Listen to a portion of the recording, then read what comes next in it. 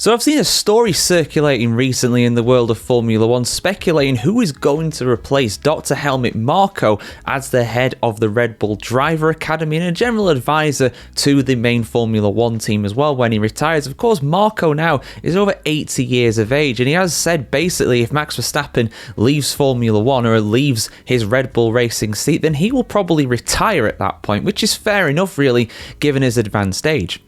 But who is going to replace him? Who's going to be the guy to step in? Because Marko has basically done this role ever since Red Bull joined Formula One 20 years ago in 2005. Now, in that time, it's been very controversial to say the least, especially recently with Marko and his antics and some of the terms that he's used to describe even his own drivers at times, of course, as well, lest we forget what he said about Isaac Hadjar and Sergio Perez in the recent past. But at the end of the day, all good things or all bad things, you might say, have to come to an end. So who's going to be the guy that replaces him? Well, according to him, it should be Sebastian Vettel. Of course, Vettel, really the, der Wunderkind, the first guy really to come through from the driver academy at Red Bull, became a 4-time world champion with Red Bull. He owes them a lot at the end of the day, you might say, in that sense. Of course, Red Bull probably owe him a lot as well. So he'd be an ideal person to come back, I think. I think this is a really, really shrewd appointment. Vettel, with his experience of, being in Red Bull, also being in a massive team like Ferrari as well, that really would have taught him a lot, no doubt. But let's have a look at what he is saying about all this, what the guys have said about this. Full article on the F1Chronicle.com as always. Sebastian Vettel would make an ideal successor, Red Bull team advisor Dr. Helmut Marko has declared. Although now retired and having briefly flirted with the idea of returning to the cockpit, quadruple world champion Vettel has stayed in touch with Formula One and is even in Saudi Arabia this week and next weekend. At the same time, rumours Max Verstappen might leave Red Bull are swirling, and 81-year-old Marko indicated recently that could be the perfect time to step away from the sport for good. It is quite clear that at some point it won't work anymore, also due to my age, the Austrian told Sky Deutschland at Jeddah. It would of course be great if a man like Sebastian Vettel would take over, Marko added. Marko said the 37-year-old Vettel would therefore be in charge of Red Bull's infamous junior driver program. The other function, of course, is the overall strategic direction of such Formula One team, he explained. I think he knows enough about that too. Since Vettel retired at the end of 2022, Marko has hinted on several occasions that the German expressed an interest in racing again. Indeed, I'm pretty sure he claimed that Vettel wanted to step in and drive for Sergio Perez towards the end of last year, but he was rejected. Marko said on Saturday, I think Sebastian has found himself now. He knows what he wants to do in the future. Motorsport is the first priority.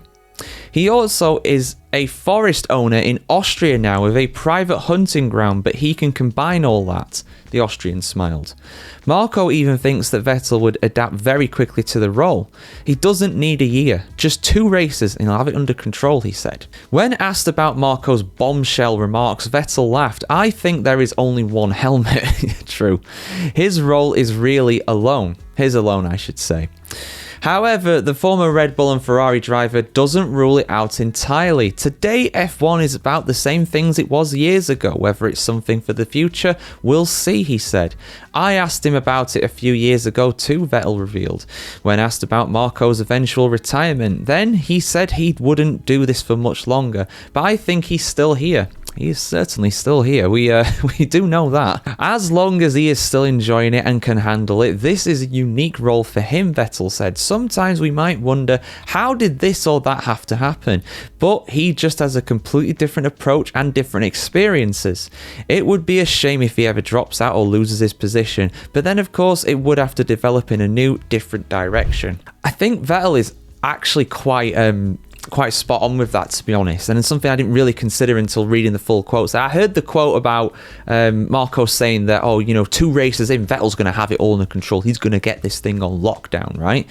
Which might allude to him not having it on lockdown, but I don't think it does. I think I'm reading too much into his words there, to be honest. But the main thing is with that is that I think, and we've seen this with some roles in the past in Formula One, when you've got these figures that have been there for such a long time, like Marko has, like 20 years, you would imagine that role, naturally you would expect in any kind of workplace for one person to replace another person, but Marko is unique in what he does. He's an advisor to Red Bull Racing, and he also heads up the strategic development of the junior program as well. Now that could be two roles easily, that could be Vettel being an advisor or doing the strategic direction and someone else doing the other one, you know what I mean? That could easily be that's two roles that one person is doing. And to make the succession there, because it's going to happen eventually. Marko's in his 80s. He's going to leave Formula One eventually, with the greatest of respect to him. He said it himself, we can't live, no one lives forever at the end of the day. I'm sure the man, well, actually maybe not. He does strike me as a workaholic.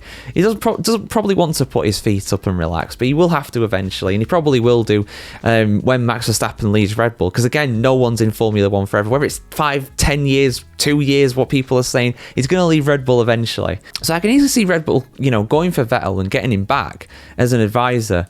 Would he be the strategic development? I mean, it's a cool thing to say, having the guy that came through the academy first and really, really stamped his authority on the sport, became a 4-time champion, heading up the kind of program and everything.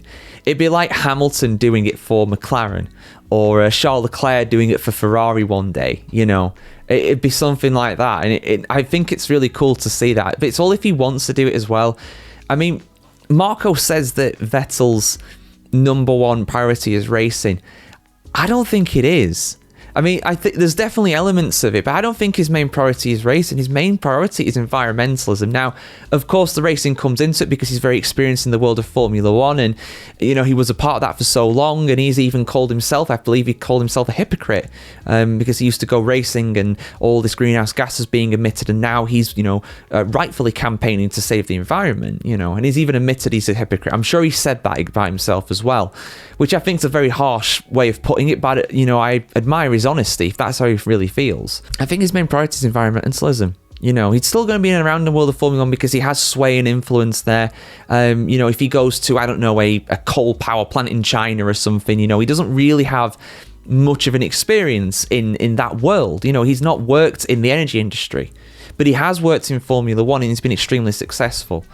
So my kind of point is that I think he could do it if he wants to do it. Whether he wants to do it, I don't know. And the thing is as well, on top of all this too, is that things might change in the future, I hope they do, but right now, Red Bull, it doesn't seem like a very good and healthy place to work. It's a civil war between, I've said it many times, between the Verstappens and Marko, and then there's Christian Horner on one side, and then there's some of the senior management. I mean, Adrian Newey basically left. He left to go to Aston Martin, I think, in large part because of the lack of a workplace environment that is sustainable and a happy place to be. I think that's a big reason why he left. And also because he could go anywhere he wants, and that opportunity to be at Aston Martin came up, and he would have happily retired if nothing came up that was that good, but he took on the Aston Challenge, and we'll see how that all works out for him. I hope it works out well and Aston Martin do well, but we'll see what happens, guys. Those are my kind of thoughts on it. I love Vettel, I really do. I have no shame in admitting that when I was growing up, when I was getting into Formula One as a kid, and as a teenager, actually, I should say too, I didn't like him. I liked him. I've always liked him as a person. Always liked him as a person. I don't get where the hate came from. There was always people hating on him. The guy's a Monty Python fan. He's funny. He's great to listen to. As a driver, I used to hate him because he used to win all the time. A bit like Schumacher back in the day. Didn't like Schumacher. He used to win all the time. It was boring. But, as a person, I've always liked Vettel. And now he's retired as well. I feel like a lot more people are respecting him more. A lot of people said he only won because of the car. That classic argument. He's only a champion because he's in the car. Yeah, but the best drivers get to the best cars. And Mark Webber was in that car as well at the same time. How many championships did he win? Vettel can't be that bad. But anyway, those are my thoughts on it. Put yours in the comments below. Again, 5-minute video turned into a 10-minute video. That's what we do here. Have a fantastic day, guys. If you're watching this before the Saudi Arabian Grand Prix, which I think it will be going out before... probably going out before, I imagine. So if not, we've had a great Saudi Arabian Grand Prix this weekend. See you later for much more content like this on the channel, on the world of Formula One, the weird and wacky at times world of Formula One.